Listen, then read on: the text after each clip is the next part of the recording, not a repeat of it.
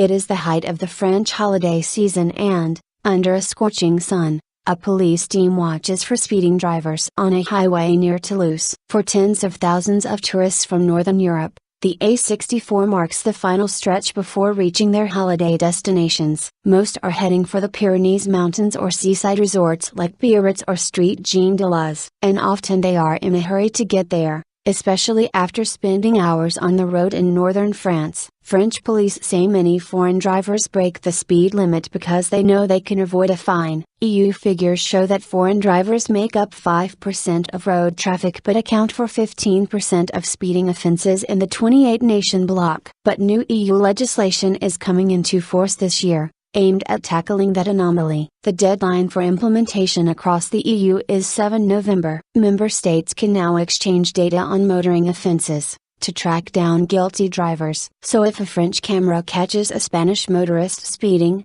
that driver will still have to pay a fine in Spain, provided the driver is the owner of the vehicle. Even before the EU directive came along, France had adopted such cross-border arrangements with Belgium, Luxembourg and Switzerland, which is not in the EU. However, the UK, Republic of Ireland and Denmark have opted out of the EU directive. So the only way motorists from those countries can be sanctioned on French roads, and there are many more from Britain than Ireland or Denmark, is if they are caught in the act by the police and made to pay on-the-spot fines. Pay Up Now, a 32-strong special division of the gendarmerie is equipped with special binoculars that can calculate speeds. They watch discreetly, about a kilometer before a toll booth, on a section of the A64 where the speed limit is 110 km per hour, 68 miles per hour. French motorists are given a fine that they can pay at a later date, but foreign drivers are in for a surprise. They have to pay cash up front. Lieutenant Benjamin Dupain runs the operation. They have to pay on the spot. If they don't have any money on them and they are on their own,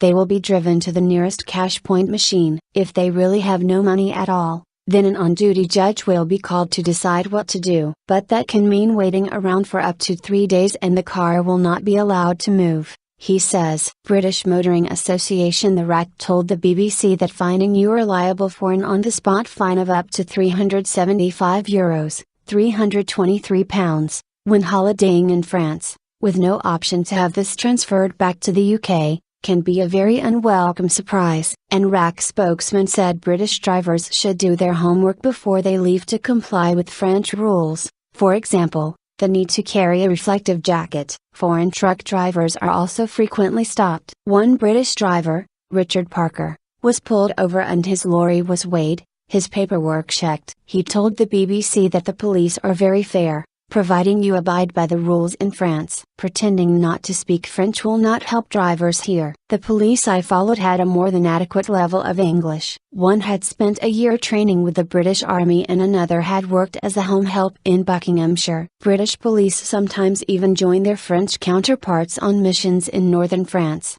though they do not have the authority to issue fines on French territory. The French police stress that British drivers are not the worst offenders. They say some of the fastest drivers are Dutch and Swiss. Other driving offences also come under the new cross-border agreement, such as drink driving or using a mobile phone at the wheel. The UK government has several reasons for staying out of the new EU data exchange. It is not happy that the directive means exchanging vehicle owner information, rather than driver information, and often, it argues, the offending driver does not own the vehicle. The UK government also says fines are a poor deterrent for bad driving, compared with points on a driving license, or the threat of losing a license altogether. And the government wants to assess the cost of setting up the EU-wide data exchange system before joining in. But the UK opt-out means that foreign drivers on British soil are also unlikely to be fined for offences, unless British police catch them on the spot too.